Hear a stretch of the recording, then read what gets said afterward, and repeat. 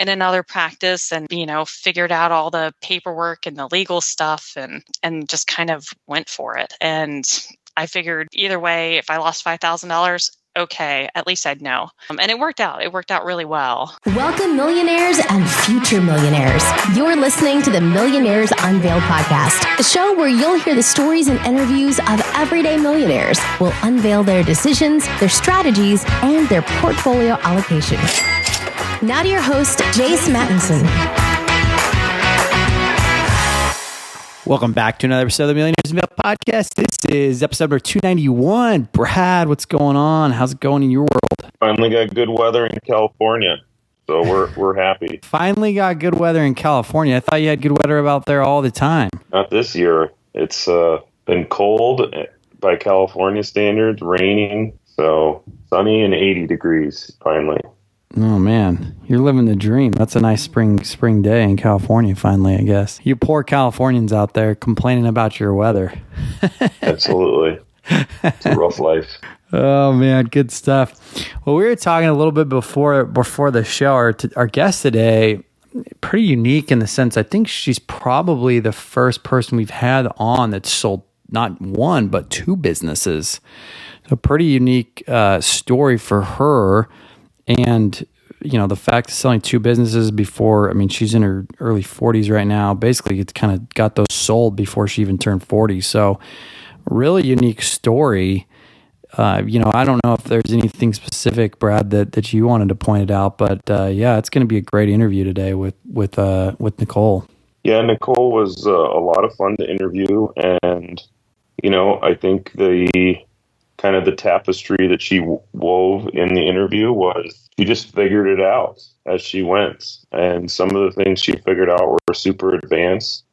And so it's a really impressive interview and an impressive millionaire all around. Yeah, no, we're super excited and super glad that she reached out. And which brings me to, if you're interested in being on the show, send us an email at millionairesunveiled@gmail.com. Also, if you've got a question for any of our millionaires, you can go ahead and write in.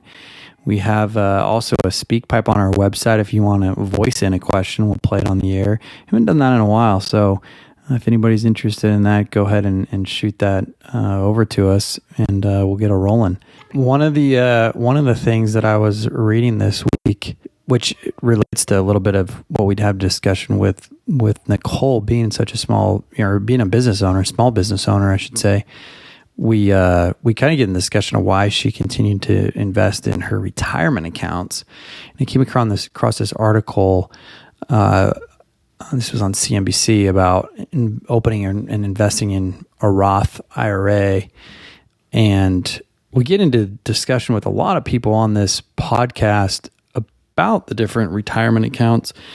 But I think it was pretty interesting too. One of the points Nicole brought up that, she had basically not even maxed their retirement accounts out from the beginning.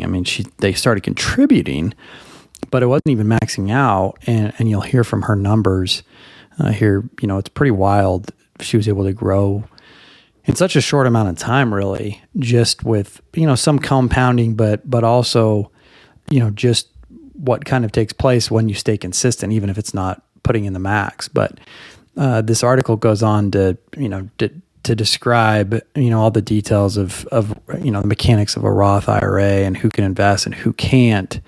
And there's some interesting things, in the news and the media about, what might happen and, what kind of speculation might happen with retirement accounts. And do we, consolidate to some of these, or are they all going to exist the way they are? And it's funny because we talked to Nicole about this, where she's basically got 7 different kind of accounts, basically, that were all retirement. That was hers. Her husband has 6 or 7 too. Yeah. And that's after consolidation. Yeah. So pretty crazy. And, it's, I think made a joke about Marie Kondoing her retirement accounts, but at any rate, something to look into for yourself if it applies to you. But so her net worth, $5.6 million, about $1.2 million. That's in retirement. She's in her early 40s. Brokerage, has got another $1.5 million, about $500,000 in cash. She's got a paid for rental house. It used to be a former primary residence. that's at 1.2 million, and then about $1 million in equity in their current home. So it'd be a great story. She's a nurse practitioner by trade that became a business owner and in that field, and then also owned a different business kind of in the education space. So great interview with her. Cannot wait to get this rolling. Last week we had Emily. She had a net worth of 1.5 million and 29-year-old consultant. So having a couple back-to-back women on the podcast too. So without any further delay, let's get into the interview with Nicole. Nicole, do you want to just give us about your background and what you're up to now? Yeah, so I am mom, wife. I'm 42 years old. I have 2 kids. Husband I've been with for like 20 years. I went to school, became a nurse, and then went back to grad school a few years after working, and then just worked in hospitals, primary care. At some point, I started a medical practice because we moved to the West Coast where laws are a little bit more friendly for nurse practitioners, and just kind of grew that. I did that for almost a decade. Also, while I was doing that, I kind of started another business kind of by accident that was like a online education company. And kind of over the last couple of years, I've sold both of them. And right now I'm just kind of being a stay-at-home mom, running the kids to school and their practices and all their appointments and things. Wow. What a story. We got lots to unpack here. But before we do, what's your net worth today? 5.6 million. Awesome. And what is kind of the breakup of that? All right. So let me bring up my spreadsheet. So this is the combination of me and my husband's, and also the stuff we've put away for our kids. So we have retirement that we have, which is 1.2 million, a little over that. 1.23, depending on the day of the stock market.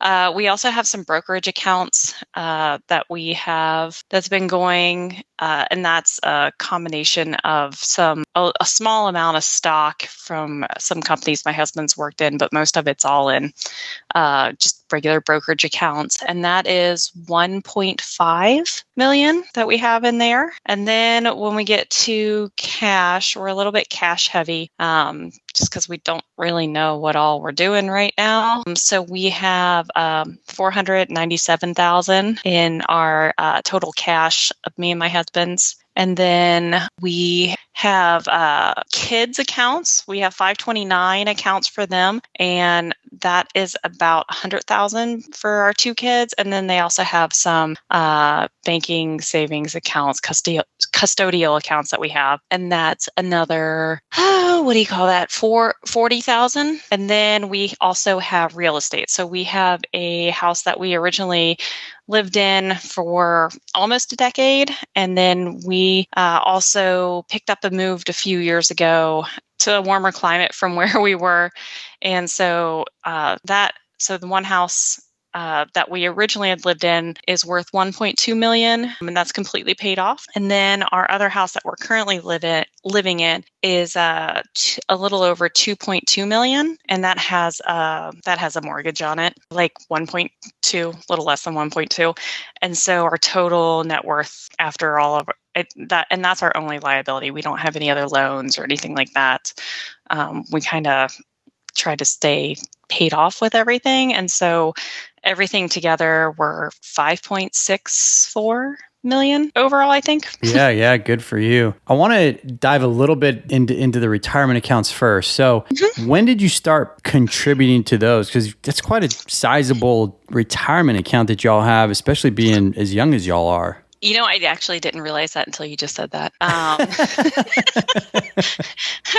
I didn't realize that was sizable but it's 2 of us. So if we divide it, my husband has slightly more in his than I have in mine. So that 1.2 is a little bit heavier towards his side. But we started contributing as soon as we started working, I would say. So I'll temper that with when I started working in my actual career after I finished grad school. So that was when I was 25. And then my husband also started contributing when he was 25 or 26 in his very first job. And that's not like we're contributing a huge amount. That's like, hey, we're really, really poor and we're broke and I have student loans and we have lots of credit card debt. And that is putting away whatever could, but definitely not putting away the max in any way, shape, or form when we first started. When did you start putting away the max, or have you ever? No, we have been putting away the max. So my businesses that I've had, I've always tried to put away the max that I could if we had it. So there was a couple years that like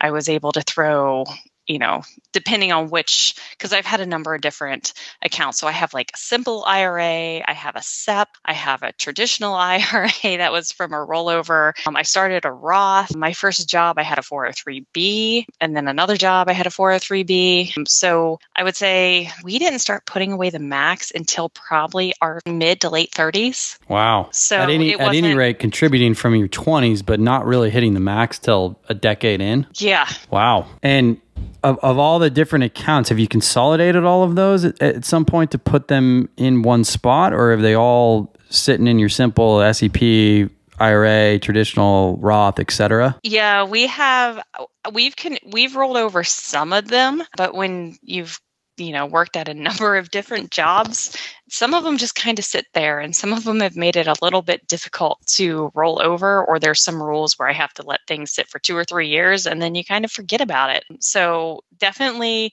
I'm happy that I got some of the things rolled over, but we definitely could probably consolidate things a little bit more, because I'm looking at the spreadsheet and I have 1, 2, 3, 4, 5, 6, 7. I have 7 retirement accounts and my husband has 6. Oh man. Wow. That's a lot to keep track of. Yeah, we could definitely roll things over. So you need a little Marie Kondo to your retirement accounts. Yeah, I kind of get a little bug up my butt every once in a while where I'm like, no, this is too much. And then I start rolling things over, and then I get, 2 or 3 accounts rolled over for each of us. And then, okay, that's 3 to 6 accounts. And then this is what we're still left with. Oh man. Are most of those invested in index funds or mutual funds or bonds or what? So almost all of them are in target date or index funds, or like a robo advisor kind of thing. So index fund, robo advisors. There's 2 that kind of have a little bit higher fees than I want them to have, but most of the other ones are all like super low fees, because that's one of the things that I realized is fees will kind of eat everything up. So at some point, somebody beat that into my head, and I was able to go, okay, let's make sure that everything's in kind of low fees. And I have a few that aren't, but they're really low amounts, so I'm not as worried about that. Yeah. And then no HSA? We have a really, really tiny HSA. My kids have a lot of therapies and medical appointments, and we've all had surgery in the last year and everything. So it's been a really expensive healthcare year for the last 2 years. So you basically contribute and use it then? Yeah, we have. We've just contributed and used it all pretty much. Yeah. I'm like, there's like $500 left in our HSA, and that's about it. I think that's from last year. This year, I think we have 1,800, but I got more than that in bills coming up just in the next month, I think, with my kids after insurance. So let's pivot a bit. Going back into your initial story, you started as a nurse, right? Mm-hmm. Yep. And then you transitioned to business owner. Can you explain, what prompted that, and how did you go about doing that at the time? Yeah. So when I was in grad school, I always thought I wanted to start a practice. Just kind of like, you get these grand plans when you're in school and you're all starry-eyed and you're like all idealistic and everything like that. And I was like, yeah, I'll do that 5 years after I'm done or something like that. And with no real plans on how to do that, but it kind of sat in the back of my mind. And it didn't sound unreasonable, because both of my parents, they're not together. They haven't been together since I was like 1, but both of them have been business owners and owned multiple businesses, a whole variety of different businesses. And some of them have been really successful and some of them have not been successful at all. But I've seen it can be done. I didn't really have experience of thinking I'm going to go into corporate or anything like that. I'm the first one in my family that went to college. So there's that's kind of a thing on its own. Like, what do people do that are educated? Like, I saw my parents both never had a typical job. They each had their own. So about 5 or 6 years after we had moved states from the Midwest to the West Coast, and I wasn't working, I thought, oh, I'll be a stay-at-home mom. And that lasted about 3 months. And then I was going nuts. And my husband said, well, if you want to do it. And my mom was like, well, if you want to do it. So they were really supportive. And then I was able to say, okay. And I had like $5,000 in the bank. And I just kind of bootstrapped it and rented a room in another practice and, figured out all the paperwork and the legal stuff and just kind of went for it. And I figured either way, if I lost $5,000, okay, at least I'd know. And it worked out. It worked out really well. And then it ended up being quite a bit bigger than I thought it was going to be. And I was learning along the way. It wasn't like I went to business school. I didn't know anything. I just kind of knew, hey, my mom was was relatively successful. And I saw, she had people that helped her. She had a bookkeeper. She had a CPA. She talked with a lawyer when she needed to. She did all these things. And then I also used to get, pulled into having to help her, do books and everything like that when I was a teenager. So that's probably not an experience a lot of people had. And then I also saw my dad never kept books. And I don't think he had any clue whatsoever what he was bringing in. And so I kind of saw, chaos versus something that, was run at least pretty consistently, like somebody that actually knew kind of like how to keep track of everything. And actually, I was thinking about it, and my mom had a computer back in the 80s that I was typing on and like writing short stories and like poems on. And nobody I knew had an Apple computer or a printer. And even when I was a teenager, like when we'd be driving out, and this is like mid 90s, she had a car phone. Nobody had a car phone. That was like so foreign to anybody. So I will say, I will say back in the day, back in the 80s and 90s, back in the day, my mom had a lot of stuff a lot of people didn't have, but she used that to run a business, and it was just kind of her. So I knew you could run a business and it just be you and figure it out until you had to hire people. Was that like the Zach Morris Saved by the Bell phone? No, that was the brick. This was like one step further than the brick. This was in a nice little it almost looked like a black purse, but the only way it got power was like you plugged it into like the lighter. What we use now is, a charger, but back then, people used it to light their cigarettes. But yeah. So that's super powerful. So you had this kind of almost devil and angel on each shoulder. Like you had an example of how you wanted to run things and how you didn't want to run things, but it also kind of gave you the imprint that it's doable, right? And so you just figured it out. You started something small and you figured it out. Now the business is cooking. Explain how you got to the point where you sold your company. So it actually had to do with the pandemic. So things were going, I would say, relatively well. At that point, I had multiple providers working. I had at some point opened a offshore office in the Philippines to handle all of our back office, in billing and everything like that. Because I learned how to use online help contractors. And after doing that, I found somebody that really worked well. And then we were able to get more people. And then we actually set up an office over there to support it as it grew. So it was, and then I had somebody that had been working with me for a number of years, and they were interested in buying the practice at some point, and we had worked that into a partnership agreement. And so before the pandemic, I had started an online education company without really meaning to. It was more of an accident I created it to be a service because I was the president of a local association for my profession. And there was a training that needed to be completed by everybody. And it was a very specific training that had to be approved by the state. And I said, well, I can do that. Sure, why not? And I had a bunch of students that were like graduate students, undergrad students, high school students, and they were all working together with me. And we created a training, got it approved, and I was able to give it out to all our members. But then I was sitting, holding, like paying for everything. Like I was like, it's like $300 a year to like post this and everything. So I monetized it, and I was like, well, hopefully at some point, maybe I'll get $10 or $20 to kind of pay for it. And then people started buying it because it was I didn't even realize it turned into a thing. I didn't know what was going on because I just kept getting notifications that I just had money being deposited into my account like every half an hour when I was on a camping trip. It was really crazy. And so I was like, okay, well, this is a thing, but I was busy with my practice. So I just kind of left it run on the back burner. And then when the pandemic hit, I was kind of burnt out, and I was like, I talked to my partner, and they said they would be happy to purchase it. And then I decided to focus on my online business that I had started. And so they were very happy. They got a great working business, and I was able to exit out of there. And then I was able to move to a nicer to a place with a better climate, because I was going a bit nuts during the pandemic, kind of being stuck at home, as I'm sure a lot of people were. And I focused on the other business and grew that for a few years. So the second business started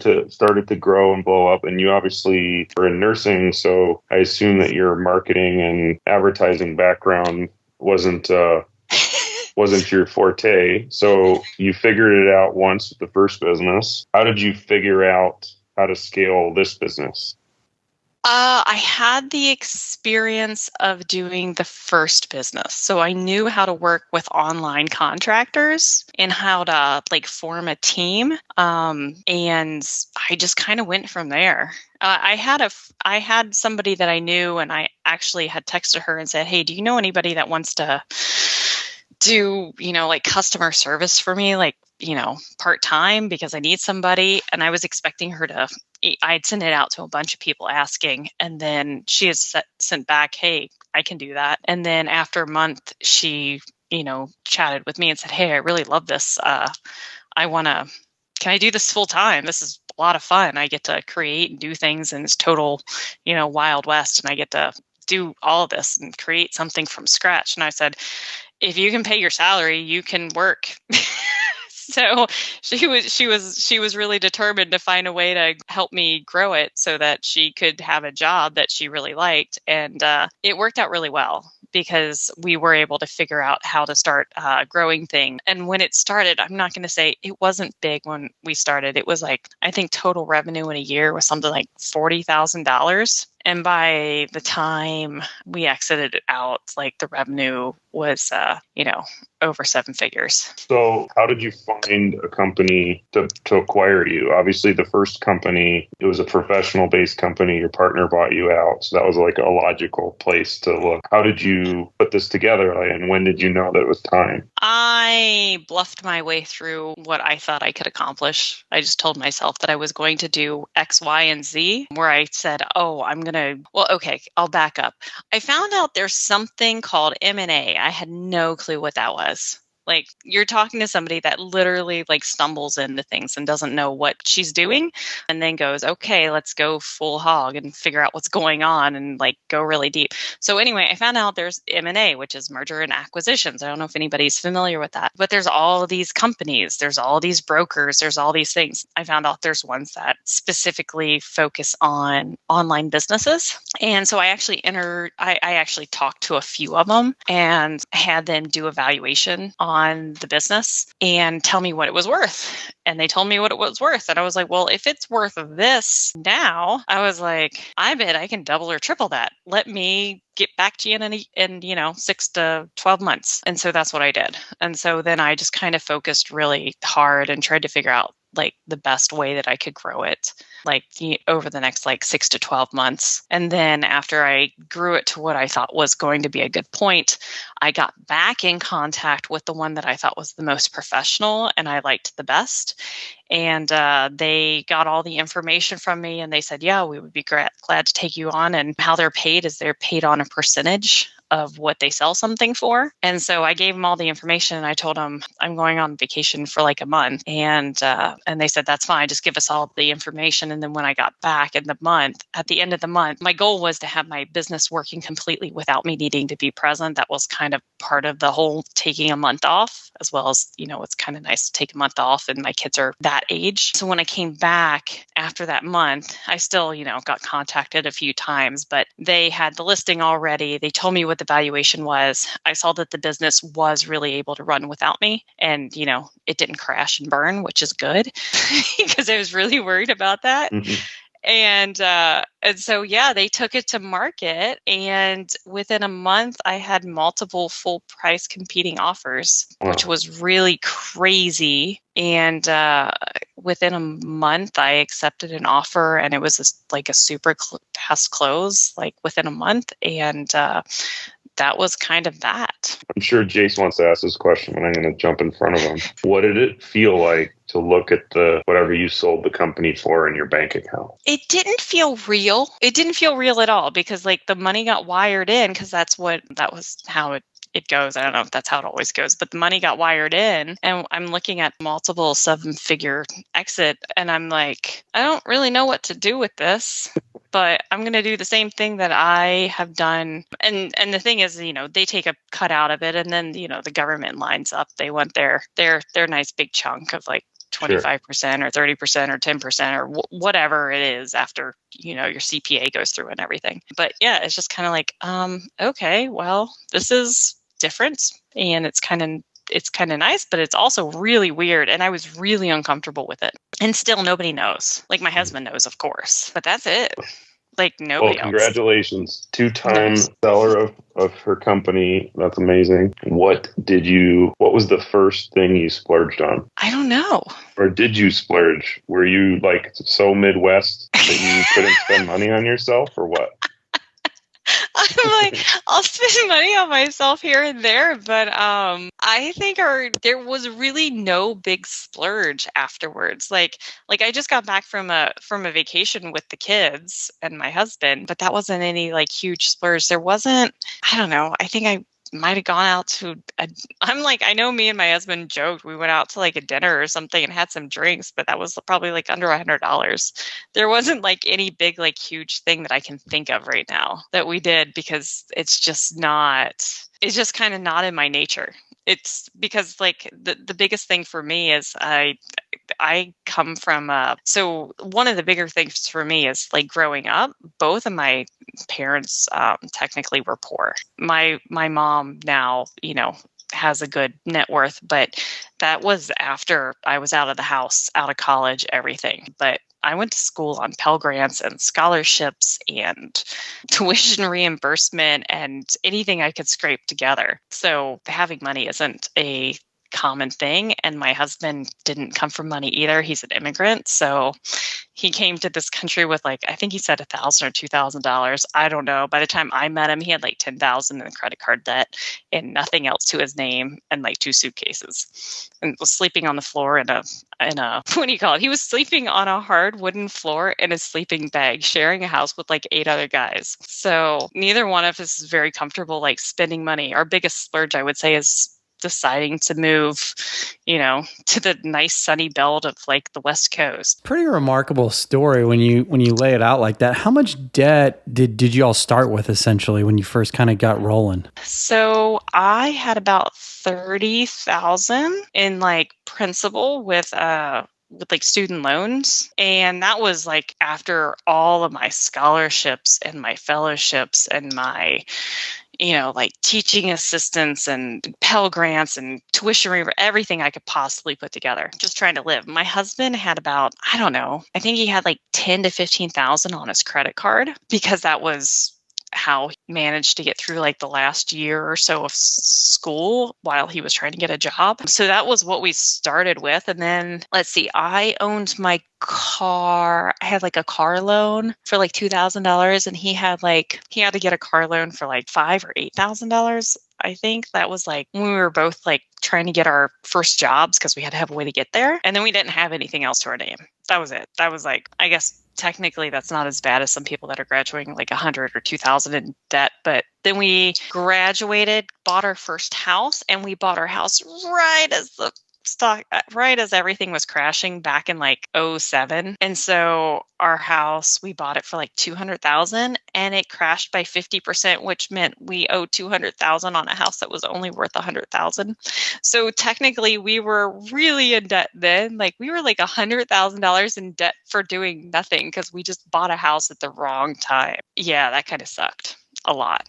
Wow. How much did it cost you to get into these two businesses that you ended up selling? Well, the one was about $5,000. That was what I had saved in the bank. That was what I used to buy like supplies and a scale and a website and, business cards and stuff like that. The second one was like $200, I think. Wow.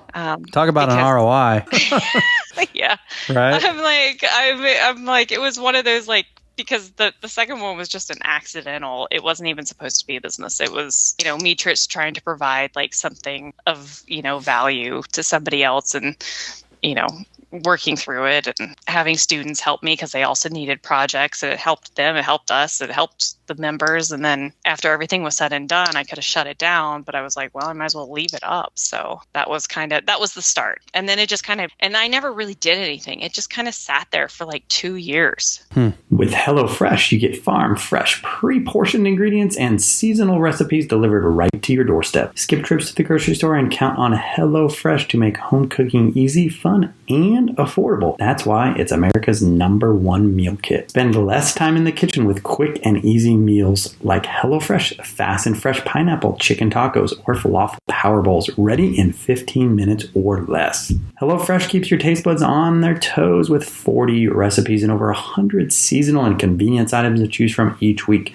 With so much variety, there are options for everyone and every lifestyle. No worries if you're not a pro in the kitchen. HelloFresh foolproof recipes arrive pre-portioned and are easy to prep in just a few steps. And I got to tell you, as a user of HelloFresh myself, I am impressed. The food tastes amazing. It arrives on time and it is so easy to make. Saves us so much time. In fact, go to HelloFresh.com/millionaire50 and use code millionaire50 for 50% off plus your first box ships free. Once again, that's HelloFresh.com/millionaire50 and use code millionaire50 for 50% off plus your first box ships free. And once again, thanks to HelloFresh, America's #1 meal kit, for sponsoring today's episode. When things were blowing and going, how did you decide how much to invest in the business to grow it versus, paying yourself, taking more home, putting in retirement accounts, etc.?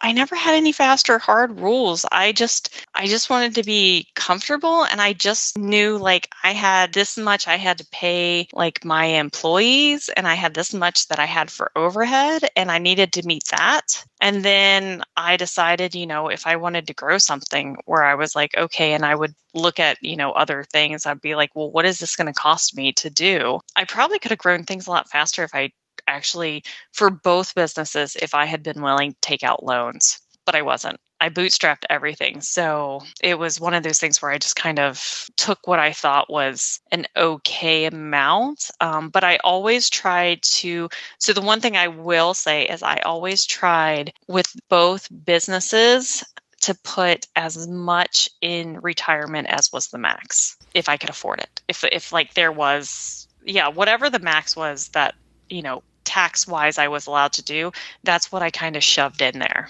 And for the first year it was, I think it was first 2 years. The first year I made like negative. So when people think about, they're like, oh, you must be rolling the money. You have a practice. No, I lost like $20,000 the first year. And then the second year, I think I made like $50,000. So when you balance the 2 years together and 2 years of work full time, I made $30,000. So thankfully my husband was always working and always had a decent job, because otherwise we would have been homeless. What inspired you to keep going when you were essentially taking a massive pay cut to get that practice off the ground? Because if I didn't do it, I didn't regret it, and I try to live with no regrets. And also during that time, so I can't say we would have been homeless, but we would have definitely been in worse shape. But I was working part-time. Also, I was doing, technically my husband had to like stop me at some point and say, how many hours do you want to be working in the day?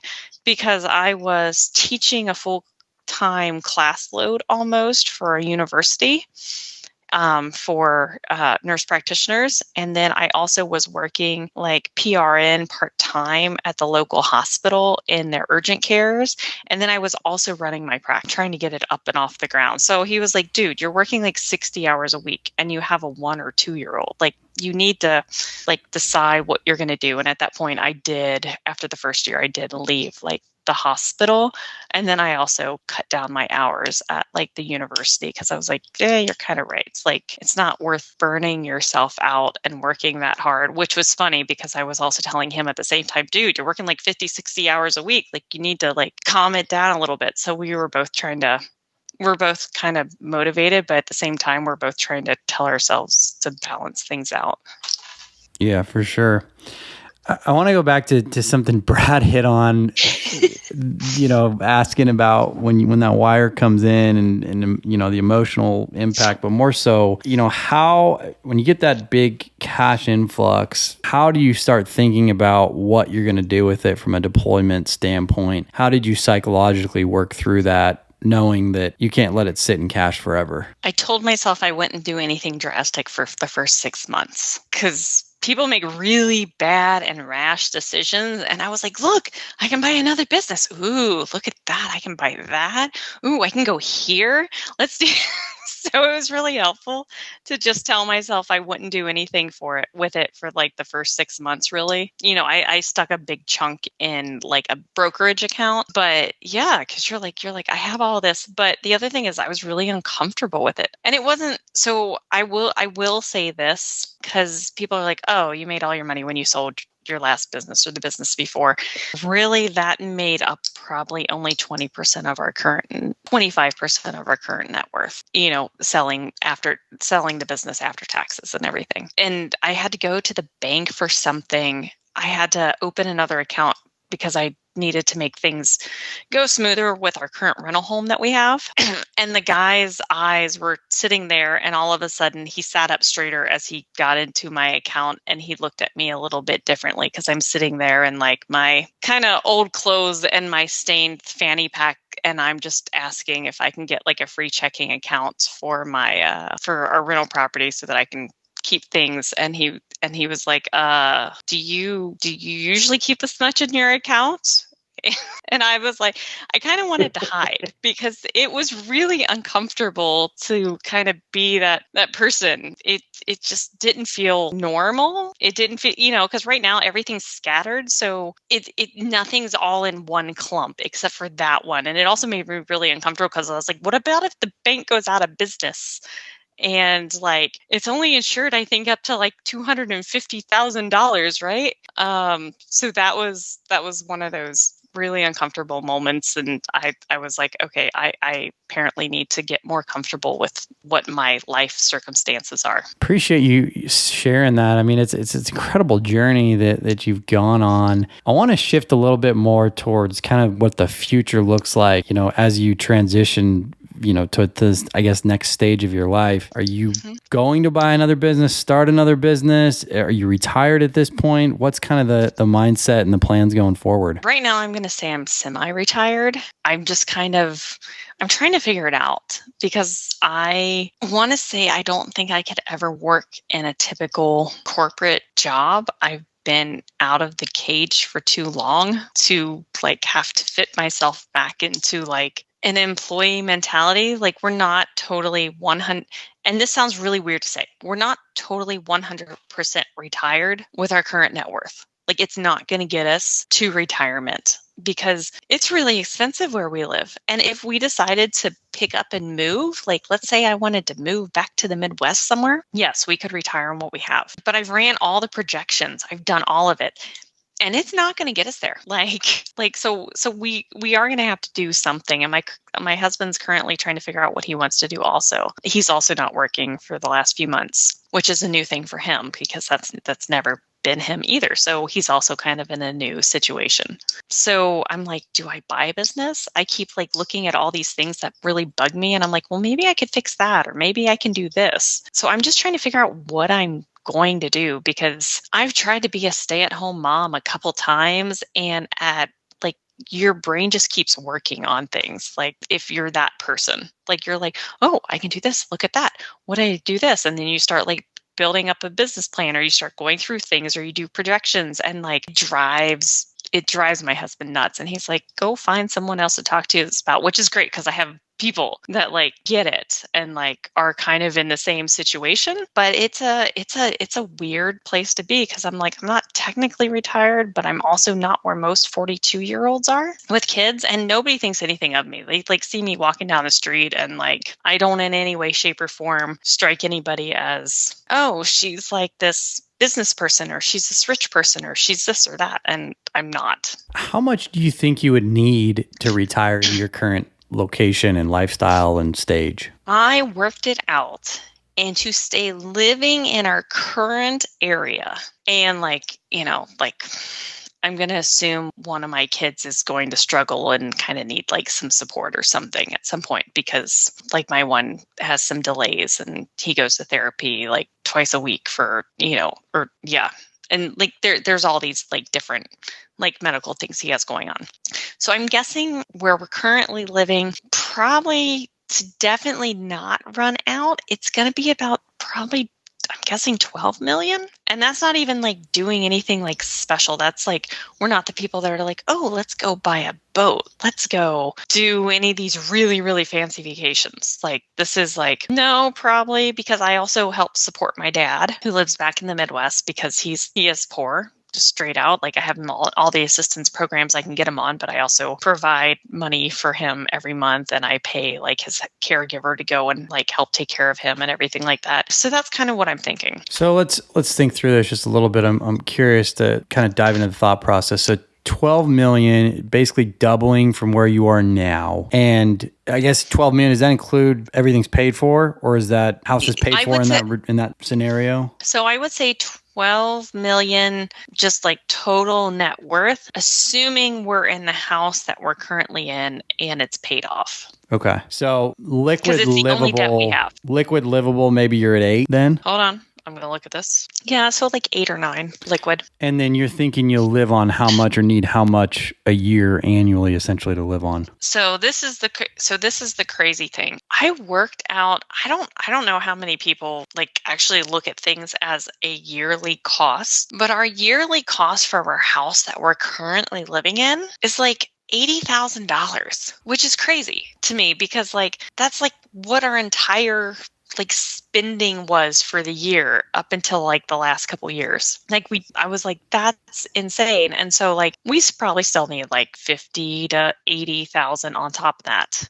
It's 80,000 to maintain the house. Yes. Property taxes and everything. Yeah. Yes. That's not like housekeeping. That's like taxes, mortgage. Yeah. If you didn't have the mortgage though, you wouldn't have a chunk of that, right? If we didn't have the mortgage, well, that would bring our net worth up, another 1.2 million. Correct. But I'm just thinking in terms of your cost of living in the house, if it's paid for, property taxes, insurance, if you do decide to insure, regular maintenance. That's like 20 to 25,000 still for the taxes and home insurance. Yeah. So all things considered, you're thinking inflationary I mean, I guess with inflationary environment over time, you're probably everything paid off. You're still probably needing a couple $100,000 plus a year just to live, basic expenses, then some on top of that to help children, others, etc. Yeah, to live like our current life that we currently are. And this isn't like any huge, mega impressive thing. This is like I'm budgeting like 10 to 20,000 for travel a year as a family for 4, and just public school. This is not private school. and like saving for their college, all that stuff. Yeah, it's probably like 100 to 130 a year that we need after like, the all the what it takes just to maintain the house that we're currently living in. Are you afraid of ever running out of money? I don't think I am right now. I'm only 42. We have a long time that we can keep getting things, and then we can keep earning, and that we can like create more wealth and things like that. But, like if we stopped now, we're done. Yes, by all means, like we would run out. I projected it out. I think it's in like 20 years. We're done. Like it's gone, and it's gone. Like we would sell our house our other house that's a rental, but we wouldn't sell it. It's fully paid off, but it provides income. But yeah, like in 20 years, if we didn't do anything, we would be completely out, which is crazy to me. That's absolutely insane. That is crazy. Well, let's wrap up with some rapid fire questions. What's the most expensive pair of shoes that you've purchased? $120. Okay. What about the most expensive meal out that you've paid for? I went to the herb farm up by Seattle, and that was like $350 per plate. Okay. What about the most expensive car? That is my current one. It was I want to say it was like 42 used. Okay. What has been the most expensive trip or experience that you've paid for? That would be going India for a few weeks with my 2 kids and my husband. And that was staying with family the majority of the time. That still came out to like 15 or 20,000.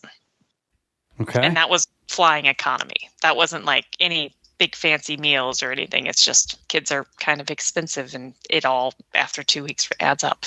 Yep. What's still on the bucket list? I want to take my kids around to a lot of places because they're getting older, and I just realized like my oldest is a teenager in just a few months, and I would like him to see the stuff that I didn't get to because I never went. He's been going international since he was like 1, but I didn't get to do any of the stuff. And I'm like, I've never gotten to go to Italy or around the Mediterranean, or I haven't been to South America. I haven't been to so many places. I'm like, it'd be nice to take my kids there too, so they could have the experience. I think those are some big things. I also would like to, as weird as it sounds, I would like to travel by myself for a while because it's totally different to travel by yourself without your spouse or your children. Just as a single woman, it's not something that a lot of people are open to doing because they think it's dangerous, but you can find like there are some like groups and things like that. And so that's something that I really want to do, like that I've been looking into the last couple months. Okay. What is a key lesson from childhood that you learned? I guess you don't want to hear about all the trauma. Those aren't lessons people want to know about.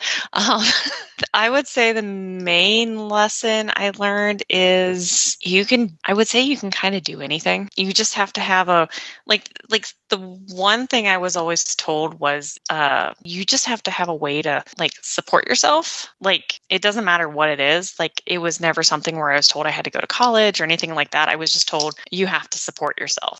You have to have a plan to support yourself. And then, I always had it drilled into me because I did watch my grandma declare bankruptcy. I watched my dad declare bankruptcy. I watched my dad lose his house. I watched all that stuff. So I learned like you have to support yourself and you have to find some way to do that and don't get yourself into debt because you kind of lose everything.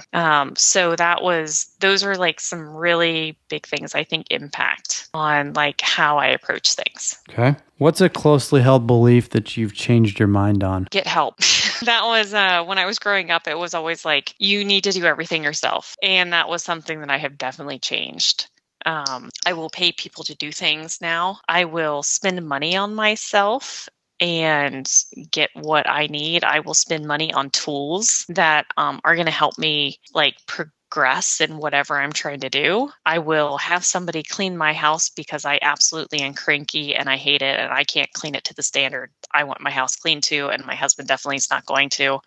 And also something I didn't know but is huge is like having somebody that's on the same page as you. My mom always kind of did everything on her own, like as far as like it's me against the world, and nobody can do things as good as I am, or I do, and my way's the highway, but that's not the way really goes. It's like you have to get help or ask people's opinions or ask people to help you out with things. Okay. Luck, skill, hard work.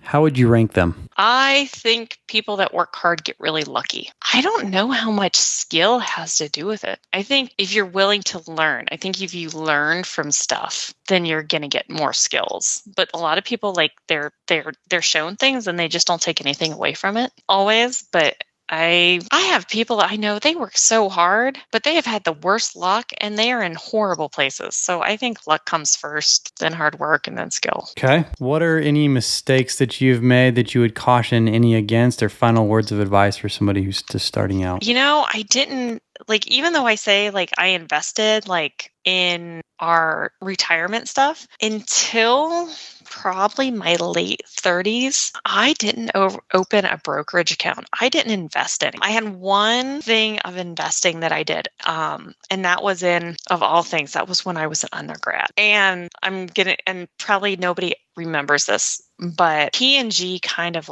crashed. P&G, the company, the stock just crashed, and it was just wiping out everybody's things, because I knew a lot of people that worked at P&G and all their money was in P&G stock. So I learned, don't leave all your stuff in one stock. But what I did was I had some money sitting in the bank, and also a bad thing, don't ever do this, but I took all the money I had sitting in the bank and I bought P&G stock because I figured it crashed and it's a blue chip fund, and I had heard about that, but I didn't really know what was going on. So it was just me being stupid and being 20. And I bought P&G stock, and I was lucky. It went up. It doubled in value in 7 or 8 months or something like that. And then I sold it. And that was how I had money to pay for things for a year. And I would tell people that's luck, and also really bad idea. Don't invest everything in one stock. And I wish somebody had given me information about actually invest in the stock market, and this is an index fund, and this is all the stuff. And I didn't learn any of that and I didn't touch the stock market again, except for putting money into retirement, until I was in my late 30s. So I wish I had actually taken the money that I had sitting in my checking and savings and actually put it into the stock market. But live and learn. Awesome. That's Nicole, net worth of $5.6 million. Thanks for coming on the show today. Thank you. Thanks for having me.